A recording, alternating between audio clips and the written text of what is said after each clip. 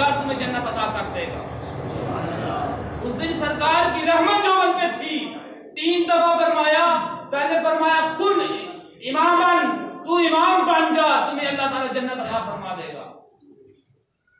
फिर फरमाया कुन मुअज्जिन, तू मुअज्जिन बन जा, अल्लाह ताला तुम्हें जन्नत अता फरमा देगा। फिर तीसरा फरमाया बीजारी इमामन, इमाम के पीछे खड़े होने वाला बन जा, तुम्हें अल्लाह ताला जन्नत अता फरमा देगा। हम आज ये पैगाम लेके जाएं, हम तीनों अमलों में से एक अमल कर लें। तीनों अमल फजीलत वाले हैं। इमामत भी फजीलत वाली है, मुअज्जिन भी फजीलत वाला है, और इमाम के पीछे खड़े होने वाला भी मुकर्रर है। इमाम के पीछे खड़े होने वाला भी इज्जत वाला है। हमने 3 अमलों में से कौन सा अमल अपनाना चाहते हैं?